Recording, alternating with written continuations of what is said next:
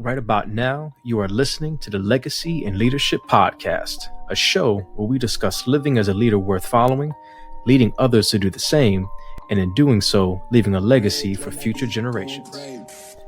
My name is Jimmy Gonzalez Jr., a learning and development professional and leadership coach, sitting down with my co-host, Anthony Devon Watts Jr., an expert contact center leader that has effectively led and developed dynamic teams with high motivation. Together, we have over 30 years experience in the corporate game. Join us as we discuss our growth as leaders, share the lessons we've learned, and interview others to see how their leadership style was shaped as they were mentored by adversity.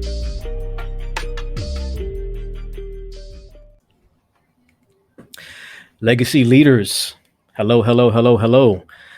This is episode 16 and our fourth installment of our Mentored by Adversity series. And today we are super excited. Excuse me. Why you gotta laugh, Devon? to have our guest, Ricky Baez, who is owner of Baez Co-Learning and co-host of HR Talk, and a good friend of ours as well. Great friend. Yes, a very great friend. We've had a great opportunity to know for some time now. So again, we're excited and we're laughing. We already had some conversation pre-recording, and we knew that this was going to be a pretty hilarious and fun episode for us. Don't be setting up like that. Those expectations way too high there, Jimmy. Well, at least the beginning part anyway for us. So, Yeah, sure. but yeah, in all seriousness, we're definitely excited to have you here with Devon and myself, and for our legacy leaders out there. Again, this is the Legacy in Leadership podcast. If you've been riding with us over the last few episodes, we have been going through our foundational pillars of effective leadership, and we have really, I think we did a pretty good job, Devon, of breaking down some specific tenets when it comes to employee engagement behaviors, continuous improvement. And in the very last episode, we kind of tie that all together with how do you really bring everything together with integrity, especially when you're talking about being a leader worth following. It is crucial to have just the right type of character and to be somebody that has very high integrity. So as somebody who is in the HR business, we thought that it would be excellent to have Mr. Baez come on here and help kind of tie a really nice bow on these conversations with integrity. But more importantly, man, just to learn about yourself and specifically your thoughts on leadership and, some adversity that you've gone through and how that's shaped the leader that you are today. And just hear, like I said, some more of your stories and maybe some things that we haven't heard about in the past. So having said that, Mr. Baez, how are you doing today, sir? You know what, Jimmy? Let me just start off by saying that whenever I make it big and I make a lot of money, I'm going to hire you. Every time I walk into a room, I want you to do that intro. Just ever seen Coming to America? That the king has like somebody throwing out rose petals. I'm going to have Jimmy just everywhere. Wawa, the barbershop, 7-Eleven, just have him announce me just like that. Really good, man. Thank you. I am your hype man. I got you. Absolutely. That's awesome. I'm good, brother, man. I'm good. I'm really excited to be here. Seriously. You and I have been talking about this for a long time. And I know you, Devon, and I have talked about, the idea of a podcast and then what it's going to be about. So as soon as I found out that this was a thing, and look, I'm going to be honest, I've only heard the first 2 or 3. I got to catch up because I got somewhat of a day job. So I do got to catch up. I'm working from home, so I don't drive anymore. So I don't have time to, normally I just listen in the car. Right. So that was taken away from me. So I'm really excited to be here. And long time coming, man. Long time. Yeah, for sure, man. For sure. I was going to say, we were laughing about that as well. You have more than just a day job. So yeah. I have an addiction. To say the least. I do. I do have a day job. I do HR. I am an HR manager.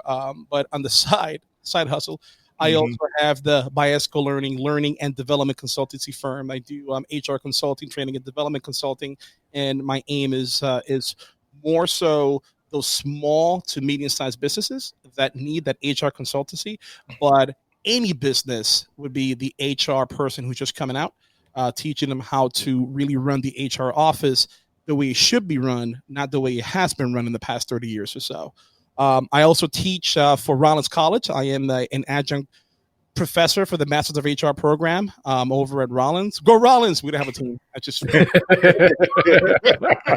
you know nothing. It's a liberal arts college here in Central Florida, but I do that as well. So on top of the co-hosting of the HR Talk podcast, myself and JC. He's over in Buffalo, New York, and he and I both run it together. And I'm also the co-owner of Disrupt HR Orlando with my business partner Leslie Mizarek from Mizarek Consulting. She's awesome. So yeah, I'm bored. Yeah, I was gonna say, man, it's like you look at your schedule, like, man, I really am getting too much sleep. I gotta find something to do. 3 hours? What is this? I gotta get that down to 1. To 1. Go from there. You know, it's I think it's safe for me to say. And look, all jokes aside, I'm serious when I say this. I am extremely lucky to have a job and a career that I truly, truly enjoy. I mean, I would not be investing so much time in my education, following up education, and everything else I do in this industry unless I really thoroughly enjoyed it. If I didn't enjoy it, if I did that much work, get me checked. Something is wrong, right? But I'm lucky enough to be able to say that without an ounce of a lie. It really is authentic and it's genuine, and I really do enjoy what I do. Yeah, for sure, man. What I'm actually really interested in is kind of knowing a little bit about your background, how you were struck with this passion for human resources and employee engagement, coming out of, the Marines. Like, you really don't put those two things together, right? Like when you think about like employee relations in the military, you're like, okay, well, my hiring manager, the person who's going to fire me, discipline me, is all my commanding officers is one person. It's a one-stop shop, right? So to put those two things together, like I don't really think you were voted coming out of boot camp, as the most likely to display empathy and give somebody a shoulder to cry on. So I'm interested about how that transition occurred. I mean, come on. I mean, when you see somebody from the Corps, you don't automatically see human resources. I blew stuff up in the report. Apparently, I blew up ideas in the business world right now, right? Exactly. No, you know what? Here's the thing, and I don't think everybody knows this. I don't think you guys know this. I've known you guys for quite some time, but I share this for the first time on my podcast on HR Talk a few months ago. How I got into human resources, but how I got into the service. Both of them were by mistake. I never planned to join either one. No, seriously. No, hear me out. Watch this. So, in high school, I went to Evans High School in Orlando, Florida. So in high school, junior, senior year, all these recruiters are walking around trying to find, who's my next victim? Who am I going to pick to go in? And I had this one guy, Sergeant Rodriguez. I think it was Rodriguez or Hernandez. I forgot. He kept bothering me. He was from the Army. He kept bothering me. Hey, Baez, when are you going to join up?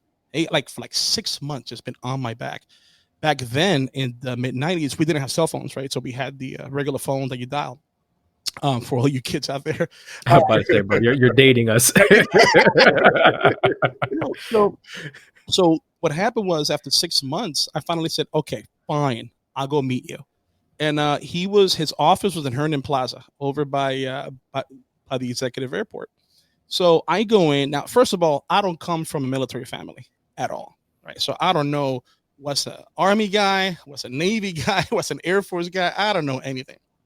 So anyway, I walked into the office, and all the branches are right next to each other, right? The first one is the Corps. The second one was the Navy. Then was the Air Force. Then was the Army. Me not knowing anything, I just went into the first office I saw. Seriously. And I'm dead serious. And I'm like, hey, I'm here to see Sergeant Hernandez. And he's like, they all look at each other like, Sergeant Hernandez? Like, they're like, somebody poaching on our students, right? So it's like, no, he told me to come here. I go to Evans High School. I'm about to graduate. He told me to come here, so I'm here. He's like, son, this one's Sergeant Hernandez here, but come on, sit down, talk to me. 2 months later, I'm in boot camp, right? No, seriously. So I'm like, all right, I like what he had to say. I go to boot camp. I go to Parris Island, South Carolina. I do the thing there. And let me tell you, the best way I can describe that experience, it's the movie that really did it for me was The Matrix. So, in The Matrix, when Neo thinks his life is one thing, next thing you know, all these things are happening, and they pull the thing out of your head. You're in the Matrix. That's exactly what it was. These guys are yelling. I got things happening that I never knew would happen, and we're waking up at 4:30 in the morning being yelled at for 3 months straight. It was just insane. And it really opened my eyes as to, okay, yeah, I'm not at home anymore. Right? I did that. I did communications, and I ended up in artillery. And 4 years I got out. I decided to do my bachelor's in business management. But before I did that, I landed a job as a telecom engineer. This was 1999, 2000. I landed a job as a telecom engineer. And it was a company called Tel Labs Operations. And what we did, we used to engineer, supervise the installation of the equipment that makes cell phone communications possible. Right? I did that. 9/11 happened, and the bubble bust, and I got laid off. And I had to find a job like ASAP. I didn't know what to do, and it was 2001. I couldn't find anything, but I knew that I wanted to stay in the communications industry. That's what I did in the service, and that's what I wanted to do outside of the service. So I started applying for all these companies like IBM, Circuit City, Hewlett Packard, Microsoft, all these big major organizations. So Hewlett Packard is the one I really stuck with. I did what we call in the recruiting industry today the shotgun approach. Applies for a bunch of different organizations. Whoever calls you back, boom, let's go ahead and interview. So 2001, the end of 2001, I get the call from Hewlett Packard, and I'm like, all right, I got an interview. It's the only one that actually called me. So I started researching, because back then I was told if you wanted to ace an interview, research the organization. I'm talking 20 years ago, right? So this is a time where the internet is not as well defined as it is right now. Cable modems weren't a thing yet, right? They were only for rich people. So AOL, 14K, just fax machine sound, and I'm just Googling. And I started to realize that the interview was the next day, and I'm doing this research, and I'm like, wait a minute. I didn't apply for Hewlett Packard. I applied for Hewitt Associates. I have no idea who they are. Seriously. I have no idea who they are. So I apply for it, and I'm like, I need a job, right? So I interviewed. I go in, and I remember what one of my platoon sergeants told me right before I got out. He said, Baez, whatever you do, even if you're not sure, be as confident as possible, and you will see what kind of results you will get from that. And I'm like, okay, that's stuck in my head. Sergeant Harding said, let's be confident, be confident, be confident. Roger that. I'll go into the interview. Lucky me, it was a brand new recruiter and a brand new hiring authority. And I'm like a year and a half out of the Marine Corps. So I was already hyped, right? So I can get loud. They will ask me a question. I will answer it directly. I will look them right in the eye, and then I'll go ahead and just answer throw a bunch of acronyms at them as confident as possible to project authority, right? And they're like, okay, just right. I left there so convinced that I was perfect for that job that I'm like, all right, I got it. 3 days later, they call me, and they're like, hey, we want to offer you your job as a benefits specialist for one of our clients, Verizon Wireless. Well, back then it was Verizon something else. It wasn't Verizon Wireless back then. And I'm like, whoa, okay, so this is happening. So this is one of those things, right, that you focus so much on what you need to do that you don't stop to think about what could happen in case they say yes, right? And I wasn't there yet. And I'm like, oh my God, so what am I going to do now? So I was just honest with the guy. I'm like, look, I'm going to be honest. I don't know the first thing about benefits. I don't know the first thing about HR. I don't know if I'm the right guy for this job. So I broke down. He's like, no, we'll train you. We'll train you. I'm like, seriously? Yeah, pay training. We got you. All right. Can you start Monday? Sure. Started on Monday. Gave me 3 months of training, taught me everything I needed to know about benefits. And that's when I opened my eyes about, whoa, I like this. I really like this. And what I really enjoyed is I was talking to a bunch of people who were either retirees or about to retire. And I really enjoy helping them try to understand their benefits. Now, this is way before the Affordable Care Act, right? So it was before it was diluted with all those different rules and regulations. So I as soon as I started going down that road, I got the bug. And I'm like, ooh, this is awesome. I did that for a year.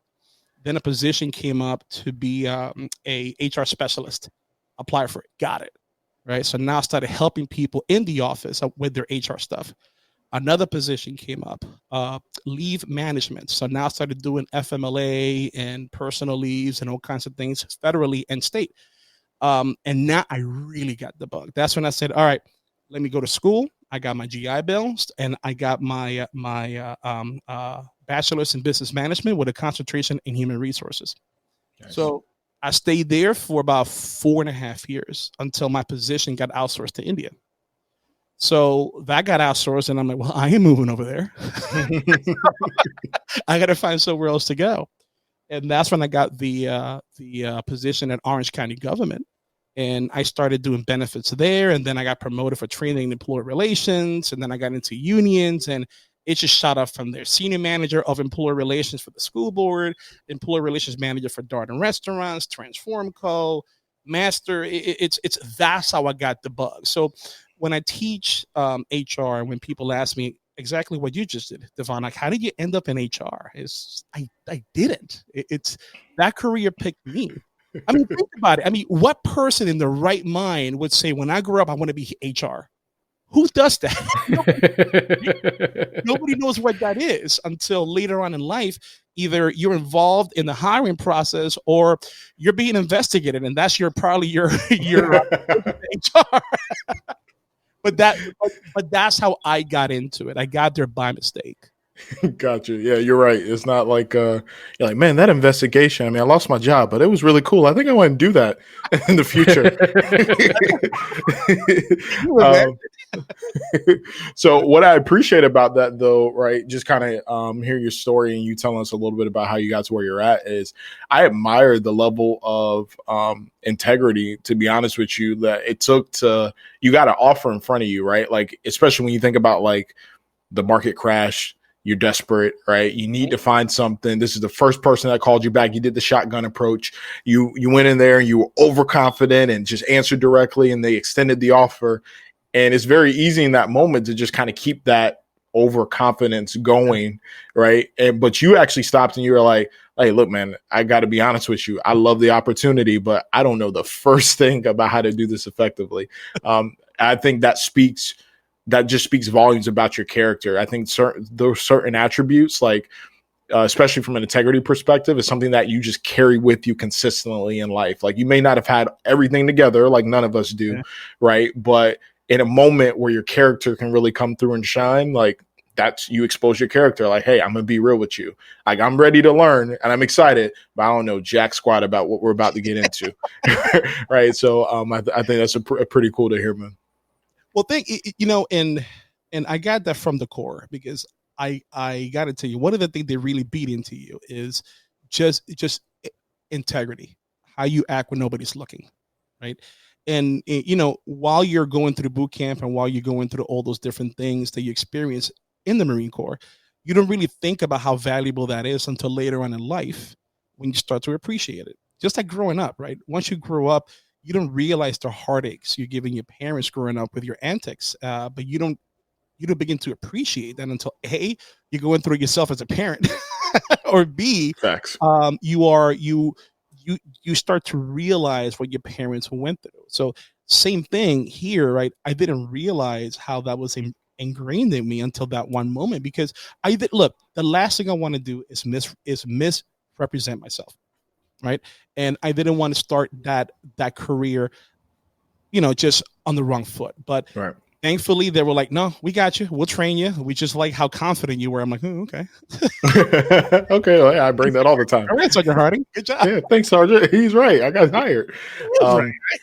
But the thing I appreciate, like even you kind of bringing up the fact that like the Corps really instilled that in you, like kind of the importance of integrity, right? And I know even from my father, as you know, served Army, not Corps, right? So I know y'all got your passive aggressive beefs. That's right. I'll take it. Yeah, sorry, I forgive him. It's not his fault. He couldn't cut it. Right.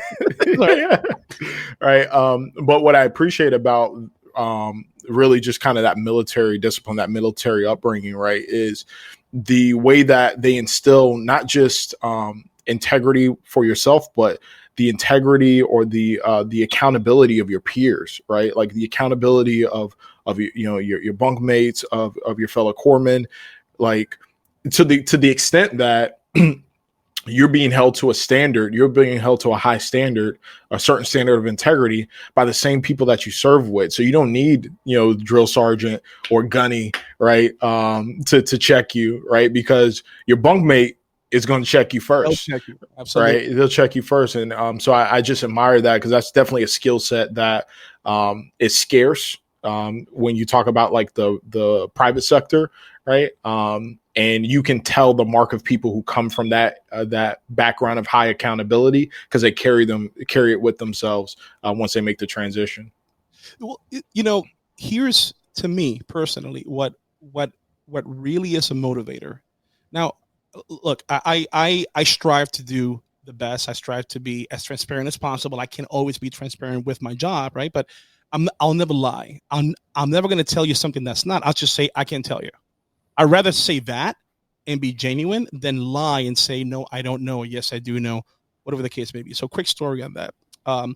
Actually, before I go into that story, I think that the people who hold you accountable the most, and you don't even know it, it's not necessarily the people you serve with, it's the people who report to you.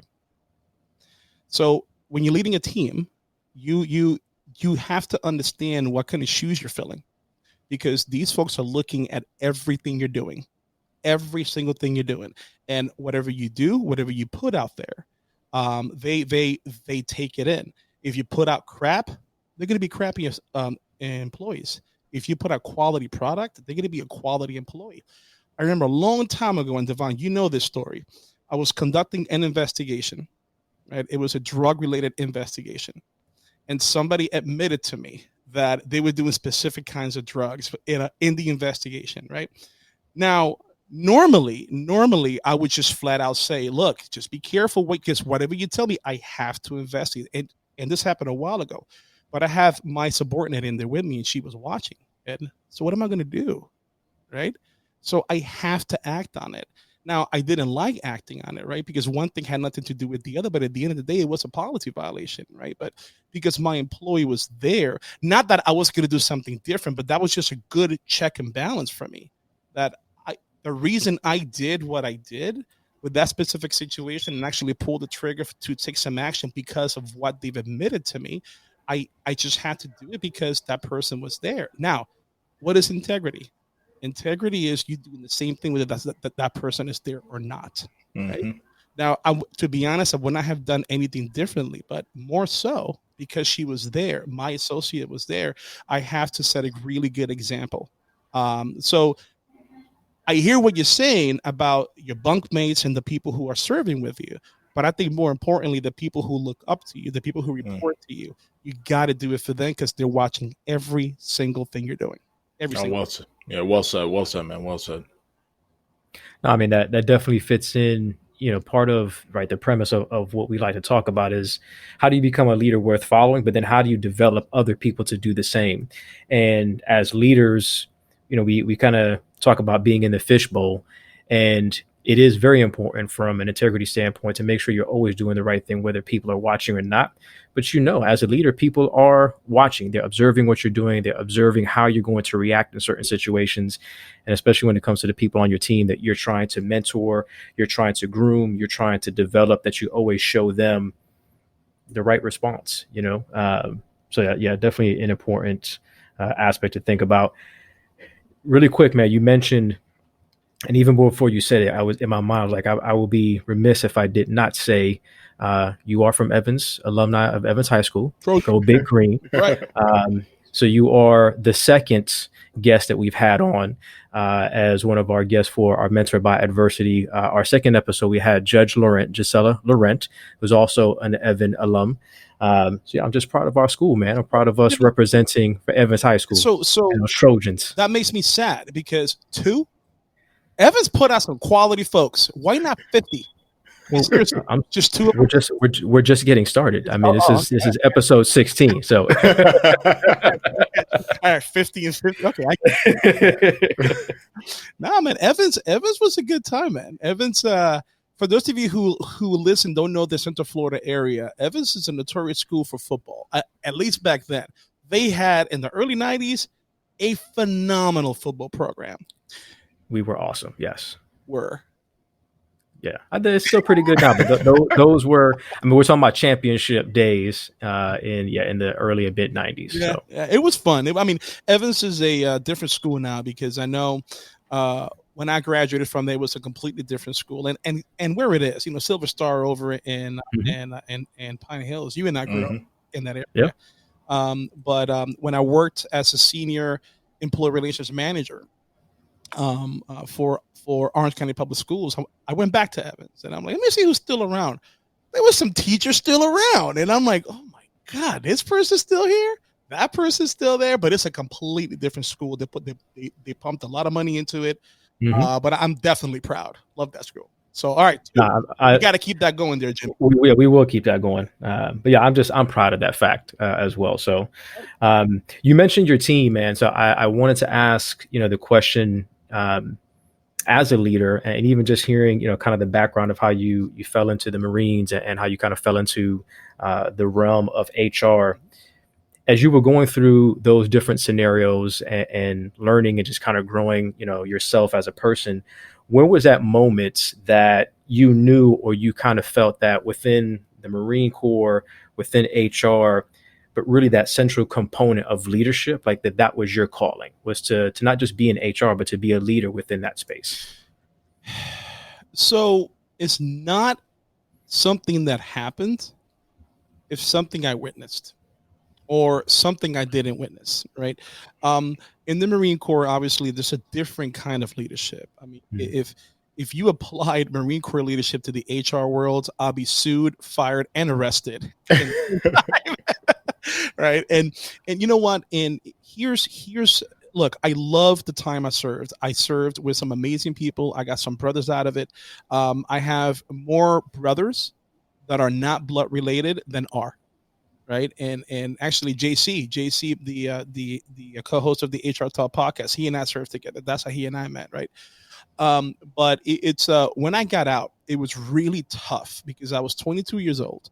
And my exposure to leadership is something that only works in a military or paramilitary outfit. Something that I have decided at that time I wasn't going to pursue. I wanted to do other things, not bigger and better, just other things. And I had to really take a step back and figure out. It's easy to say, Ricky, just reset. How? Right? I had to take a step back and figure out how to reset. And I didn't have a mentor. That's why I'm big on mentorships.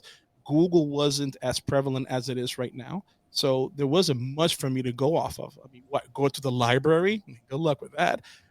So how can I research what leadership traits to apply?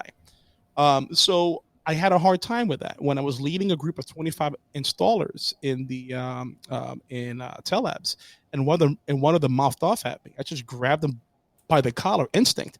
And somebody grabbed me, pulled me aside. Yes, Devon knows the story, right? Somebody grabbed me, pulled me aside. I was 22 years old. What did I know, right? Lucky me back then, that leader said, I don't know where the hell you think you are. You don't do that here. Thank God for him saying that and not firing me. Because to be honest, if I was the HR person, I would have fired me, right? Not firing me and just kind of guide me back to, hey, you need to reset and recalibrate what your thought process is when it comes to being a leader. These guys don't respond to that. You came from that environment, fine. These folks don't respond to that. You need to reassess. Send me home for a week. I reassessed. Came back. Completely different. All right. Let me figure out how this works. Let me talk to these guys. Let me win their hearts and mind. 9/11 hits. Forget their hearts and minds. I'm not there anymore. I got to do something else, right? But to be honest, guys, it wasn't until I started working for the county, Orange County. And I'll say it. I learned quite a bit. There's people who learn by reading and understanding what's happening, and there's other people who learn by watching a train wreck and you just mapping out in your mind you're not going to do that. The county was full of train wrecks. And I learned there I learned there that either I become this type of a leader or I have to work hard not to do what I just witnessed. I'm not going to go into details because they're not here to talk about it. But what I have seen, my personal experiences, has really pushed me to the back and just reassess what I thought a leadership is supposed to be. No, a true leader is supposed to be. And I thought it was supposed to be just always look strong, never say I don't know, right? And to be honest, that doesn't work right now. What works right now is people have to see you as a human being. It's perfectly okay to be vulnerable, and it's perfectly okay not to have all the answers, but you have to influence and you have to inspire. And that's what works. And that's something that I just wasn't seeing in that organization. And that kind of pushed me to be, look, when I get to where this person is, I'm not going to do that. And that's what got me going down that rabbit hole of what it is to be a true leader, which is not just telling people what to do, but it's at the end of the day, come on, folks. When it comes to be a leader, you're a cheerleader. That's what you are. You are cheerleading the right motives, the right attitudes to the right people to kind of influence them to do the right things for whatever you need them to do for that goal. That's what you are, and that's what you need to do. So to me, that pivot point for me was what I didn't see, what I wanted to see as a leader, but I saw this big train wreck, and I'm like, that's not going to happen to me. So I started going down the other route. I hope that answered your question. I'm sorry. No, that was good. That was really good. Yeah. Any thoughts, Devon, on that? Well, yeah, it just, again, kind of what we wanted to accomplish, keep tying it back to integrity. When I'm listening to Ricky kind of talk through it, it's the self-awareness, right? It's the self-awareness, right, that really comes to the forefront or comes to mind. Just being able to observe and learn from others, again, what works and what does not work. Yeah. And then also I would say the transparency, right? Like, when you got pulled to the side after having a knee-jerk reaction, right? Just instinct, acting off of instinct. And, kind of got told about yourself and given the space to breathe and assess, right? Like you had a choice, right? You had a choice. You could reset or you could move on. There's a lot to respect about that. Like, to me, the most interesting part is that 7 days where you weren't working and it was you, and that reflection process and that coming to grips with who I am. And okay, I have to, who do I want to be? Who am I? Who do I want to be? What do I need to fix? All of that takes a high level of integrity, a high level of self-awareness to come out the other end of that 7 days and say, yeah, I was doing it all wrong. Yeah. Right. I need to do something different. Now, obviously, the universe didn't let, that journey kind of continue to bear fruit because obviously other things happen. Right. But to know that moment, is something that you carry with you, years later, right. 20 years later, with you, and has really formulated your perspective on leadership and you learning, hey, look, I at one point I did it wrong, right? I think it's powerful, man. I think it's super dope. So here's something that I really want the listeners to really take away, right? He didn't yell at me. He spoke loudly, but he didn't yell at me. He spoke to me, right? So that's when I learned also that it's not how you deliver a message is just as important as the value of the message itself. Right? Because he could have yelled at me. He could have sent me to HR. He could have fired me on the spot. But he's like, what are you doing? I mean, he looked me dead in the eye. He was genuine. So I don't know if you guys can tell, but it's when somebody's talking to you, you can tell when they're BSing you, but you can tell when they're like, "Wow, this is coming from the heart," right? So you just look me in the eyes, like, "What are you doing?" Because I was just really mad, really upset, and I'm thinking, yeah, I'm fired. I'm gonna have to go, go to Circuit City and go back. It's just fine on Hewlett Packard, something, right? It was before that, but he looked at me. He sincerely, genuinely cared for me, and that's one thing that I didn't see much of. Now, in the Marine Corps, there is caring, believe it or not, right? Because look, the Corps is easy, right? All you have to do is do exactly as you're told as quickly as possible. That's it, right? And the two missions is mission accomplishment and troop welfare. So the care was there, but the way he did it, what he didn't turn me in, I guess I can call it that. He gave me that shot, and you're right, Devon. Those 7 days, I had to take a step back and reassess. So what do I do? Do I show how macho I am, or do I come back and recalibrate on what I need to do? Because what I've been taught the past 4 years is just not going to work out here. And again, here's the L word again. I'm lucky because I was given that opportunity, and I took a step back, and I was able to be self-aware. Not everybody can do that, right? So I'm lucky enough to be given that opportunity, and I'll be damned if I'm going to let that just slide and put whatever he did for me. And he doesn't even know the trajectory that took me, because that right there told me, Ricky, this is not going to work here. Reassess, go to school, do this, do that. And that's where I'm at today. And next thing you know, 20 years later, here I am saying, I love HR. I drink the Kool-Aid, guys. I definitely did drink it. I mean, I got it's spent all this time in training. I teach it. I got it. Look, one of the things you asked is like, just tell me about you. And I told you all these different things of everything that I do. And if there's one thing I'm an expert in, it's time management. Because on top of those other things that I told you that I do, I'm also a husband, I'm a father, and they're not work, right? But it takes time and effort to cultivate that relationship. So, and you have to become a time management expert, and it comes easy to you when the things you're managing, you truly, truly enjoy and have a passion for. Absolutely, man. And it comes easy for me. No, those are all, roles that we play in our life, right? Those are obviously two very important, probably the most important roles in your life. Not having heard that story and, knowing what I know about you and have observing you, working closely with you over the last 4 years or so, is the grace that you were shown in that moment and how you've paid that forward in other situations. I just think that's powerful as well. And, when you talk about leadership, and we talked about this, Devon and I, last week. He was talking about his uncle Eddie that passed away, and the stories that people told about him. And you just never know how something that you can do or a message that you can provide to somebody 20 some odd years ago, like you said, how it really can change the trajectory of their life, and you not even know it. But here we are still talking about, that individual who provided that message. And obviously, in my mind, they saw something in you, though. They saw something in you and knew, what, I probably could fire this person, let him go. But you know what? He deserves this opportunity. And again, with that grace, you've been able to pay that grace forward over time.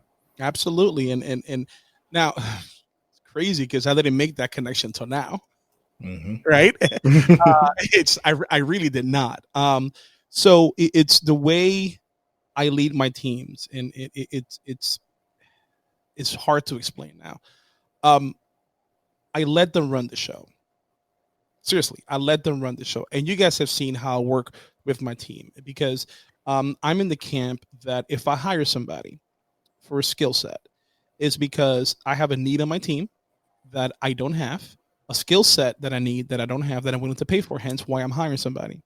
If I bring somebody in and I'm constantly over their shoulder, I'm constantly micromanaging them, I'm just wasting my time, I'm wasting my money, I'm wasting their time, and I'm making their life miserable.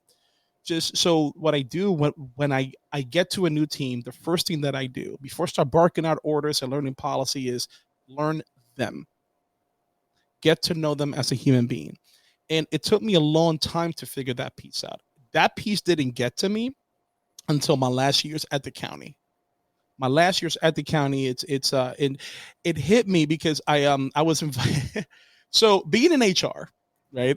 You tend to be, as a guy, you tend to be the minority, right? Mhm. So I think there was something in the water, but I think it was October. I forgot what year, and I was at my 20th baby shower at the county. I don't know. I knew all the games already, and I'm like, all right, we got to measure the belly. All right, we got to smell the diaper and figure out what kind of chocolate that is. I've done that. But it's in that last year when I started seeing how people, they were upset with each other at work, but for some reason food and all these activities kind of brought them together, and for a small half hour in the day they forgot about all the issues at work. And one has got nothing to do with the other, but that's when the light bulb went off in my head, and I'm like, we need to focus more on the H and HR, because this is it right here. Everybody having a good time, forgetting about work, because yeah, they're at work, they're upset about things that happened earlier in the day, but we're having a good time. We got cake. Don't know why this is the 20th pregnancy over here. Something's wrong with the water. Something's happening here, right? But I've been to way too many baby showers than I care to count. But it's I saw something in people genuinely having a good time. More importantly, when they got back to work, I saw a pep in the step that you just don't see beforehand. And that's when it hit me. Focus on the H factor. Focus on the human side of it. Get to know your associates. Get to know your employees. Because if they can see that leader, that they look at you as a leader, they look at you as a boss, they're able to see that you have the capacity to be a compassionate human being. You'd be surprised what they'll do for you, especially if they start aligning. If you start aligning your goals to their goals and they're interchangeable, man, that is gold. So to me, that was a catapult on how I treated every other team ever since then. The H. No, man, that's no. That's awesome, man. I'm just marinating on what you were sharing, because I'm taking notes, bro. yeah, like there's a lot, bro, and I appreciate just kind of hearing you talk, because it just validates the decision we made to have you on board and really kind of put an end cap to this series we've been doing.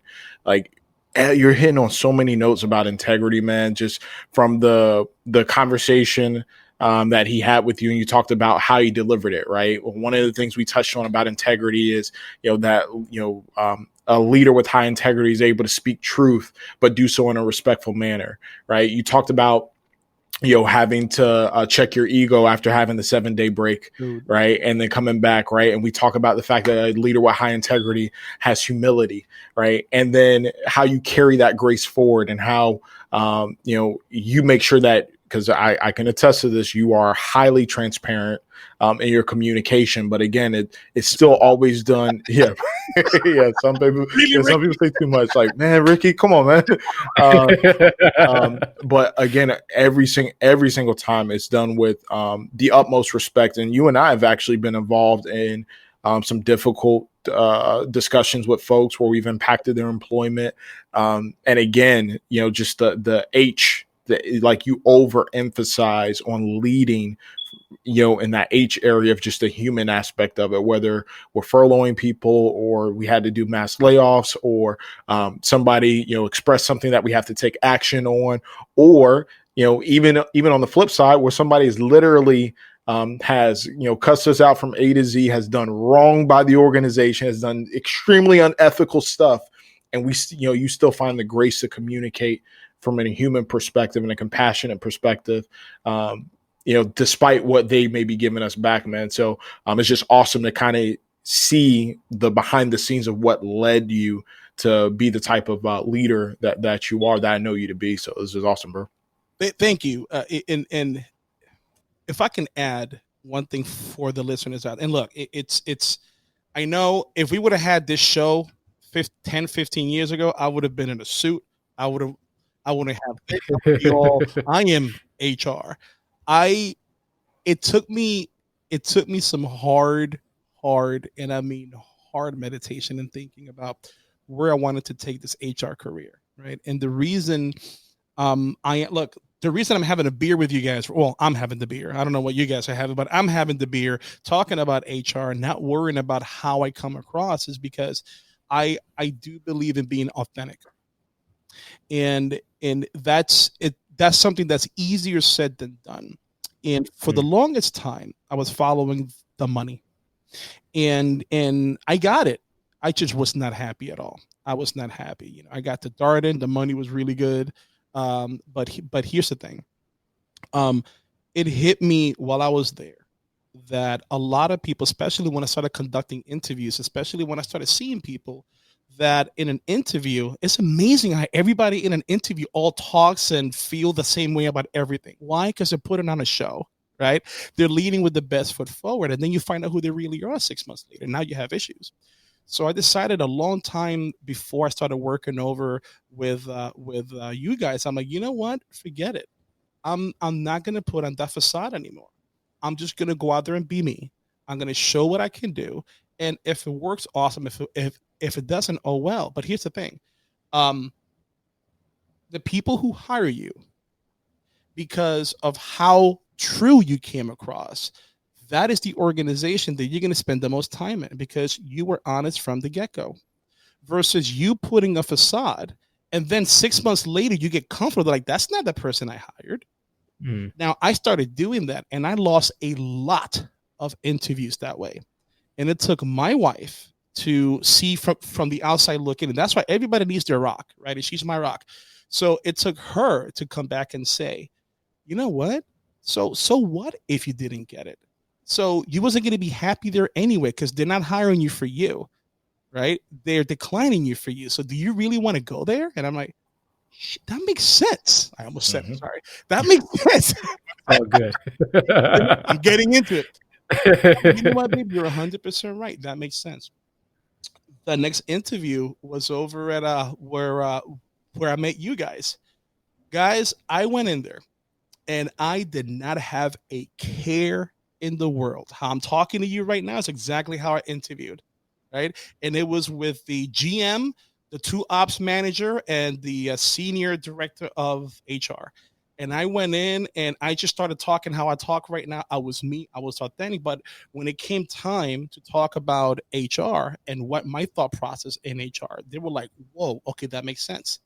One of the things that I told them about, because one of them asked me, hey, Ricky, what is your idea of human resources? If you can have a magic wand, make human resources something, what do you think it is? And I think they were expecting me to say, oh, follow policy, procedures, things like that. No, I flat out said, have you seen The Godfather? She was like, okay, yeah. All right. So The Godfather, Don Corleone, is in charge of this humongous crime family, right? He's got a consigliere, Tom Hagen, right? Everybody here knows who Tom Hagen. Yeah. And they have no idea where the hell I'm going with this. Right?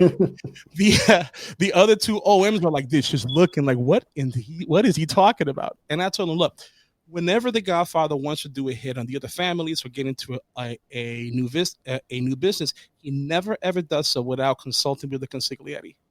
What the consigliere does is he gives the Godfather the options, several options, and he comes up with those options as if that is his crime family.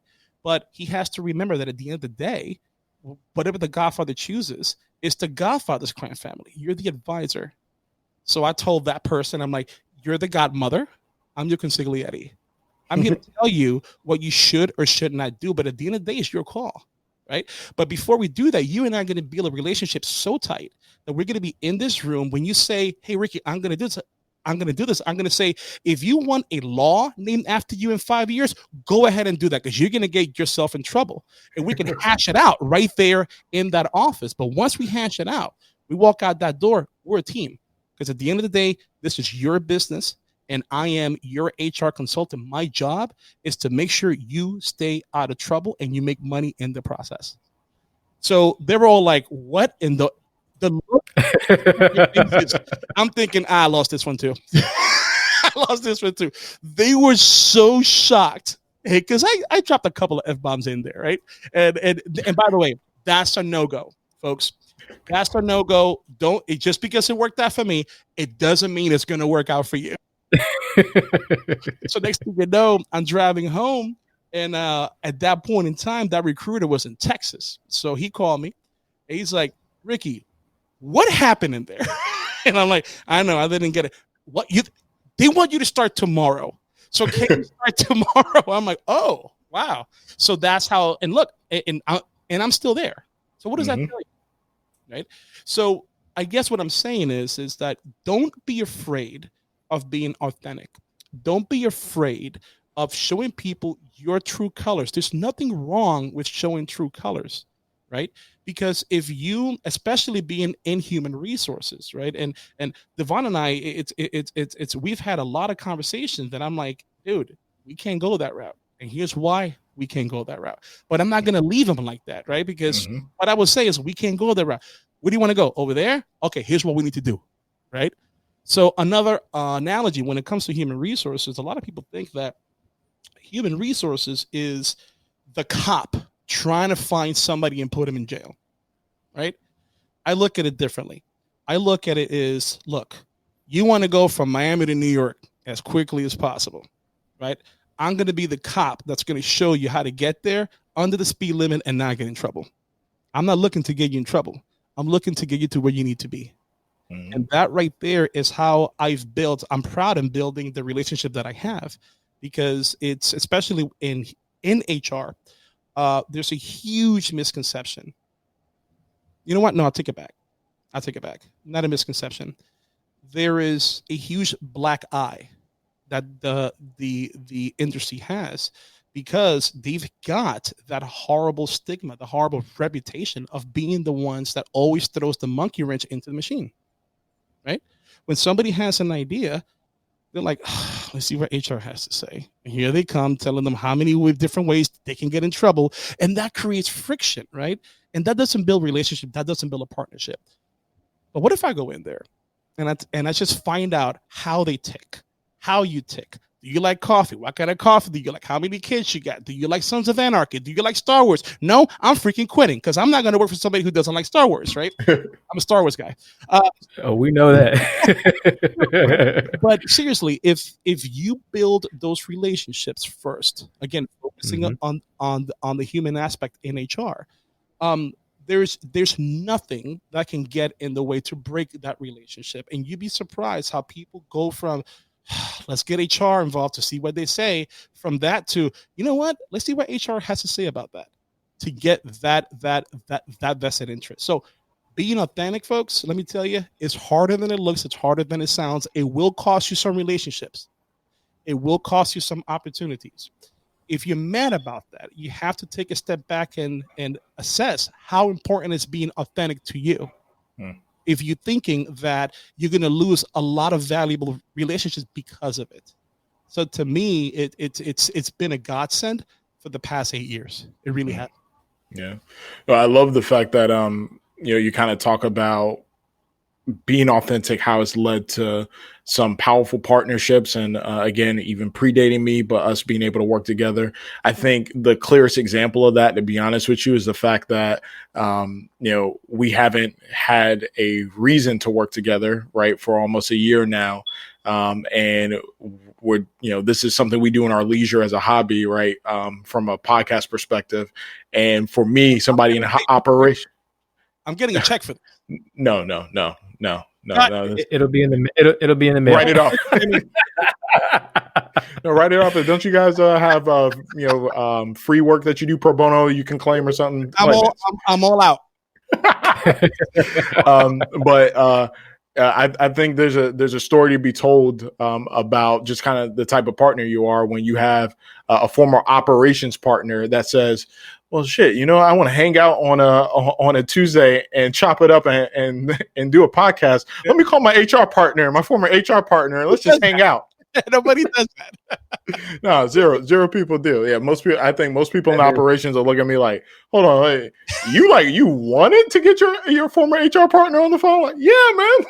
We got a bad stigma. I mean, I'm telling you, that field has a bad stigma. And I got to tell you, I'm not going to sit here and lie and say that it's not deserved. It is. I'm sorry, it is. And the reason I love the opportunity that I get to teach either a young student, a young worker, or a retired one who just wants to get into HR. over at Rollins is the opportunity that I get to compare and contrast, especially for the people who retired and they just want to go to school because they're bored. Their view of HR is the old way, right? And the new folks coming in, and by new folks, I mean people who just finished their bachelor's or they got out of the military, just finished their bachelor's, and now they're going into the master's program. They don't know HR very well. So here I am showing them the foundation of human resources. And you gotta see the looks I get whenever I tell them, you don't want to be an HR professional that knows the business. That's not what you want to be. You want to be a business owner that just happens to know HR. And that is how you're going to get that seat at the table. Because if the higher up you go in an organization, the more of the language of numbers that you have to learn. And as an HR pro, you have to know how to speak that numbers language, because if you don't know how to do that, you're not going to get invited to that table, much less them asking you for advice. They'll ask you for advice to check a box so they don't get in trouble in case they get sued. HR said, yeah, right? So that's not what I want, right? So I'm building it. What I want to put out there, guys, is from a human resources perspective. And I know this is a leadership show, not an HR show. Sorry about that, right? I didn't go hand in hand on that. It's that focus on that H, focus on that partnership, and everything else you do in the organization will fall in line to where it needs to be. Focus on those two things. Once you do that, everything else is easy peasy. And I'm a living testament to that. Oh, yeah, everything that you've been talking about falls right in line with leadership. And again, it's we mentioned this, man. Devon and I were both provided the word that it doesn't necessarily matter the widget, right, or the product. In the end, we're all in the business of people. Yep. And when you talk about putting, the human, focusing on the human part of human resources, again, you're putting people first. And when you do that, and you realize that it's not about you, that it's about others, it's about how your decisions impact others, how you're able to develop and help others, and be that guide and that consultant and helping people ultimately get to where they want to be. And you mentioned influencing earlier. I mean, those are all critical components of just being a strong leader. And again, being a leader that is worth following, as opposed to being one that, can influence, but you're influencing people in the wrong way or in unethical ways and immoral ways. So everything that you've been talking about falls right in line. And we're human, right? Because you are going to make those mistakes. And the worst thing, the biggest mistake you can do in making a mistake is not admitting it. Right? It's because that shows. Look, it's you started off the show talking about integrity, right? And you know what integrity is. I know what integrity is. But the reason that's such a strong word, because it's needed today, right? Why do we say it so much? Because it's needed. Why is it needed? Let's ask, why do people feel compelled to lie? Think about it. Why? When an employee lies to you, when somebody lies to you at work, why do they feel compelled to lie? You got to take a step back and really think about that, right? Because it's not just because, they could be a pathological liar, but I'm not assuming that, right? But what I'm saying is that if you have employees that are afraid to tell you the truth, you have employees that are afraid to tell you they mess up, you got to take a step back and figure out why that fear is there. Are you creating a culture to where they feel that fear? Or are you creating a culture that's open and inviting and people are not afraid to say they messed up and let's learn from this? So every time you feel somebody's not telling you the truth or they're BSing you, you got to take a step back and ask yourself, why do they feel compelled to do so?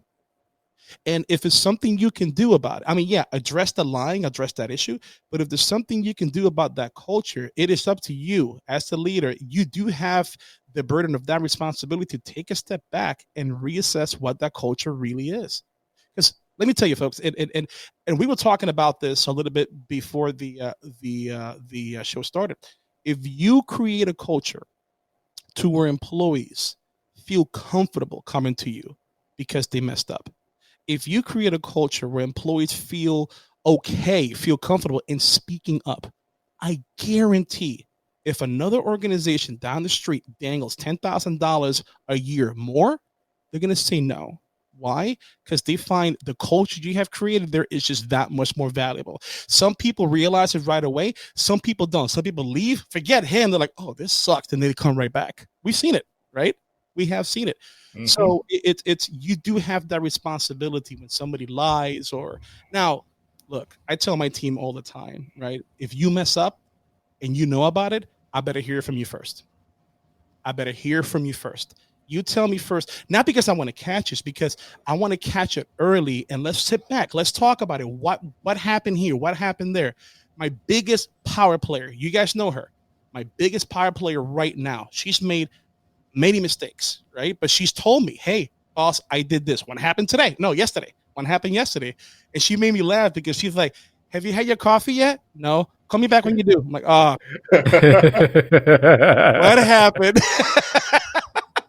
And if you put something in it, I'm not going to say anything. I'm like, oh my God, I don't want to know what happened here. No, but we have that relationship, right? But it doesn't mean that you give people a free pass neither, right? Because if people don't learn, because it is your responsibility to teach them how to do it right and learn from that mistake. You have that responsibility. If they keep making the mistake over and over and over again, you got to have a completely different conversation, right? And you do have to address that. But what I'm saying is, as a leader, you have the responsibility to create that culture where people are not afraid to tell you exactly what's going on. Trust me, it'll benefit you in the long run, and you're going to have employees that are going to bend over backwards for you.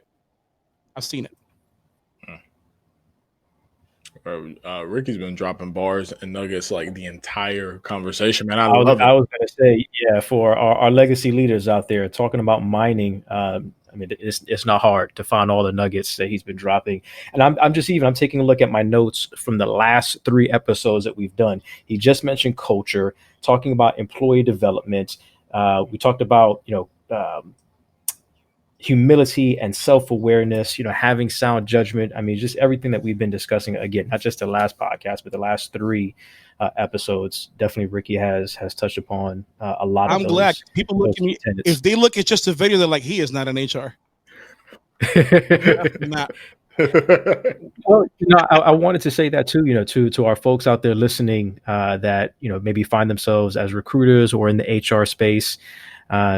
Hopefully, if you weren't already there, just listening to you and watching you gives them hopefully a different look and a different appreciation for the space that you're in. And you can be yourself. Like you said, you can be authentic and still carve out a niche for yourself as a human resources professional. And you've done that. I mean, you're a teacher, so you live it, you teach it, you breathe it, and you embody what that means for you and what that means to you. And that's just empowering, man. People, get so caught up in trying to be like other people. And you've definitely, from the stories that you've told us, man, it's been that journey of really figuring out who you are. And again, how you fit into this space, and not even how you fit into, how you made it your own. How you've made it your own and how you've lived it out. So I appreciate that, because, there's definitely, I've known some things, but yeah, there's some stories that I didn't know that I was happy to, no, but serious talk, man. I was happy to learn about, during this conversation. Can I jump on something real quick? Yeah, go ahead. That you just said. It's your podcast, bro. Get it. Let me rephrase that. It's your episode. It's powerful, right? And don't find your space. Make your space. Exactly. When you buy a house, you make it your own. When you get a car, you customize it to make it your own. It's the field you're in is no different, right? You have to make it your own, because if you go out there trying to emulate somebody else, and look, I'm like this right now when I do my Disrupt HR presentations in school, everywhere. And some people have told me, I'm going to do things just like you. No. You will get fired. Right? I don't know how I haven't been. You will get fired. You have to find your own niche. You have to get all this information, because again, it's authenticity. People respond to that quite a bit. They don't respond to what you're saying per se. They respond to how you deliver it and how you breathe and live it, right? That's called authenticity. So if you try to do what I do, it's not going to come off as authentic for you. So even when I do new employee orientation for our day jobs, I always tell people, when you go in training, right, don't go emulating what the manager does, what this person does. You are the only person, Jennifer, you are the only person who knows how Jennifer is, how Jennifer talks, how Jennifer listens. You have to take this information and make it your own. Make it your own. And trust me, people will respond to that, especially with what we do, right? We're not trying to sell $60 purses. We're trying to sell high ticket items. So in order for you to go ahead and get this person on the other side of the phone, who might as well be on the other side of the world, to trust you with 20 grand, authenticity better be the first core value on top of your list, right? So they can trust you. Mm-hmm. So authenticity is key. But you have to find your own, and you have to make it your own, not find a spot there that's already built. Hope that makes sense. No, it makes perfect Absolutely. sense, man. No, perfect sense. Well said. What's up, bro? Hey, Devon, send me your address. I'm going to send you No, some batteries. no. See, I already knew. No. I'm going to send you some batteries. That little alarm keep going off. Yeah. I keep thinking it's mine. And my wife hasn't been coming in here yet, so it ain't mine. So it's got to be Devon's.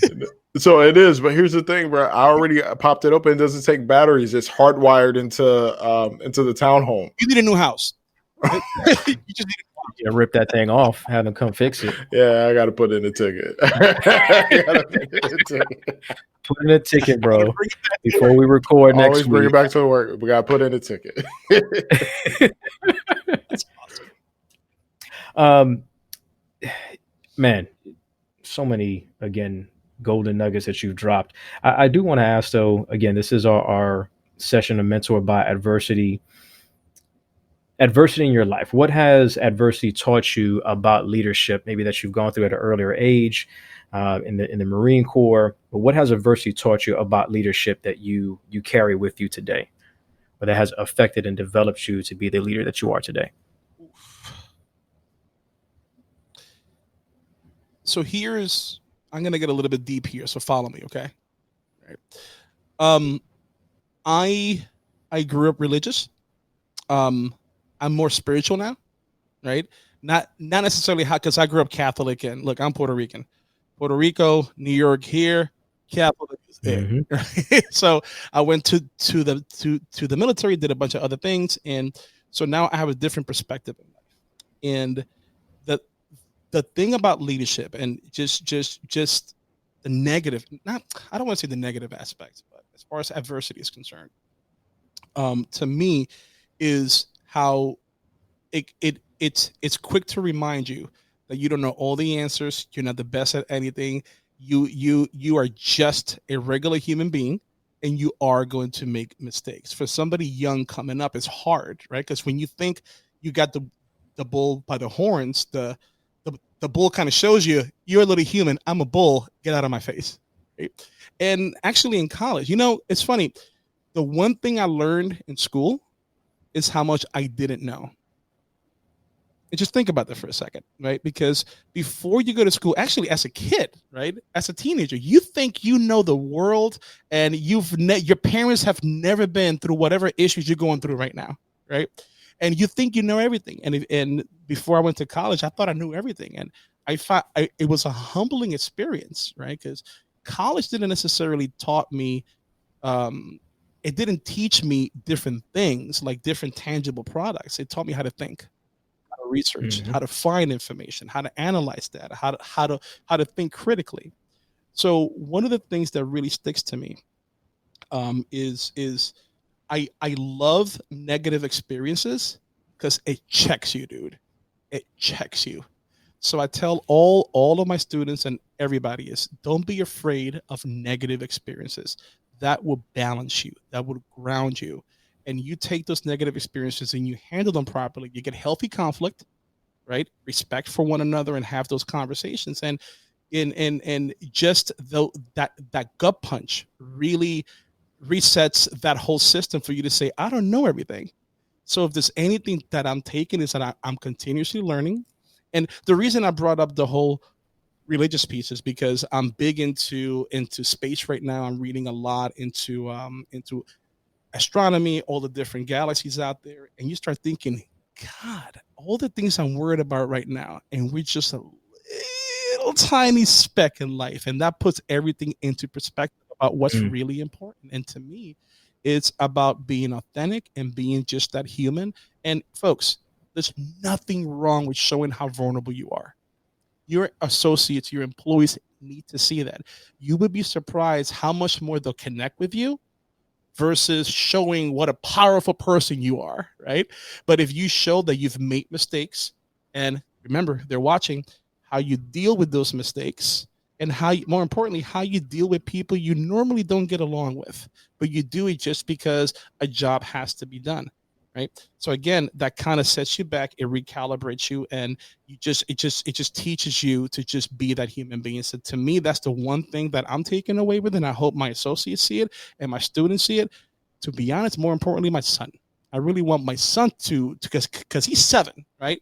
So I got a potty mouth, and he's a walking podcast recorder. And I have to watch out because not to say my employees are my children, but it's my employees are watching, my kid is watching. So I constantly have to learn how to do things differently. Look, I don't have a manual on how to raise a 7-year-old. He's my only one, right? So he's my trial and error. So I got to make sure I do something right here. So I just got to make sure that every stage in his life, every stage in my career, every stage in my associate's career, you always have to keep that open mind and know that you don't always know everything. And it's okay for your associates to know that. It's also okay, and your associates should know how you deal with those adverse issues. They're watching. That sums up really the last 2 questions, man. You talked about how adversity has, led you to kind of where you're at today and helped you develop. And I was going to ask for some words of advice. And being the podcast pro that you are, you went ahead and provided that to our legacy leaders. So thank you for that. To our good friend, Ricky Baez, again, owner of Baez Co-Learning and co-host of HR Talk. And when it comes to your company, if you're looking for HR with a twist, that's right, hit up Ricky Baez. Baezco.com. Come look at me. Actually, we're on Twitter. We are on, oh my God, Twitter, Facebook. Could you believe we got a TikTok? I've seen your TikTok. I have. Really? Because I have no idea how it works. So I don't either. I'm still trying to figure it out, but I know that you're on there because I've seen some of your videos. So I'm on TikTok, Snapchat, that's still around, MySpace. I don't know. So we're in all of those things. Snapspace. Definitely MySpace. Put your MySpace code. Just give it to us. Talk to Tom. He'll tell you all about me. No, look, if we pride ourselves to do HR differently. And there's nothing wrong in being yourself at work. There's nothing wrong in having fun at work as long as you do work.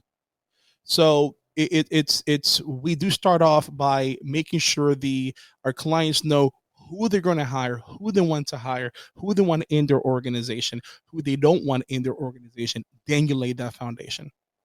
We do that in a live, vibrant environment, and that's what I believe sets us apart. Because yeah, am I going to go in there in a suit, have a conversation? Yeah, but we're going to have real conversations. Not just, hey, answer this question. Hey, what's keeping you up at night? Who do you hate at work? Who do you love at work? Let's have those conversations and build that relationship. And then, we can help you move that needle from A to B. And the podcast is just, look, we started the podcast just joking around, and it turned into this thing, right? First, we had 3 listeners, my wife, my mom, and his mom. That's it. And then now we're at 70,000, and I'm like, wow, people are listening, people are resonating. And so we got to keep this going. So the whole podcast is just geared towards business leaders who are really looking to fully understand that HR is not personnel. HR of the future is this. It's being real. It's being authentic. It's being that leader. It's being that business partner, as well as where you want your associates to be in the future. If you don't like your associates having a good time, we're not your people. we're not. It's just not going to work. And I'm perfectly okay in saying no to that. But as far as the podcast is concerned, it really is for people. It's just two guys having a couple of drinks talking about HR issues without the legal mumbo jumbo. It's HR for real people. And we have a good time. PG-13 rated artist. Pretty hard for HR people to do that. But it's working. 3 years strong. It's still going. So that's awesome, man. Yeah. Sorry for the no, we definitely plug, but I just figured I'd jump on. That's what's no, that was good. I was going to ask, and again, you went right into it, so that was perfect. So again, sincerely, we definitely appreciate having you on, man. Just to remind our folks, don't misrepresent yourself. Don't misrepresent yourself. Be yourself. Find who you are, and again, don't try to fit into the space, but make your own space with who you are and where you're at. Be a cheerleader for your people, cheer them on, encourage them, and don't forget about the human part of human resources. And check no F-bombs in interviews. Make sure that you stay away from those. It worked for Ricky, but it probably won't work for you. I don't know if it worked. Just don't do that. Don't do that. Yeah. So to our legacy leaders out there, number one, just to remind you guys, go ahead and subscribe to the channel, subscribe to the podcast, go ahead and leave us a review. We sincerely appreciate that. Hit the bell on the YouTube channel so you're always alerted about our videos. Second thing, go ahead and take that screenshot and put it on your stories on Instagram. Tag us at Legacy Leadership. Tag myself at Coach_Jimmie G Jr. I should see Ricky making faces. I'm dying. I can't. Because I don't know if you want to take a screenshot. This is it. At this moment, right now. Right. It's like the tag my man. It's like the glamour shot. You know how like the glamour shots always look like. Yes, we got the background.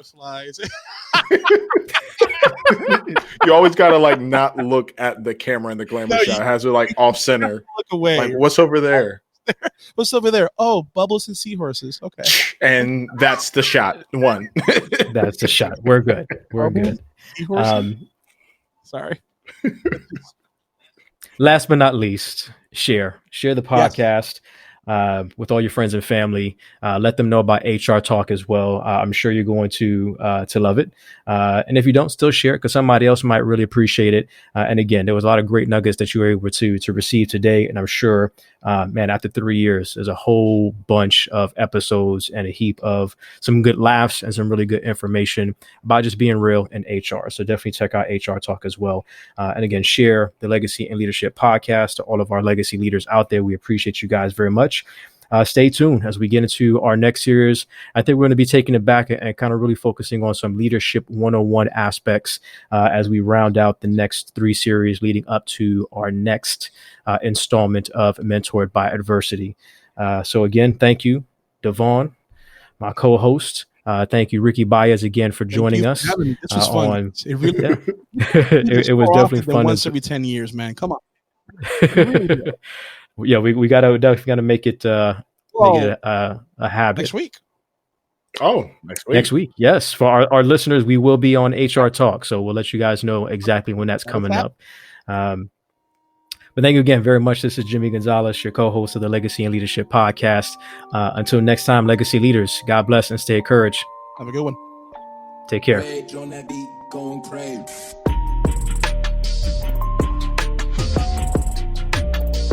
You have just listened to the Legacy and Leadership Podcast, hosted by Jimmie Gonzalez and Devon Watts. Thank you, and we hope that you live, lead, and leave a legacy worth remembering. Until next time.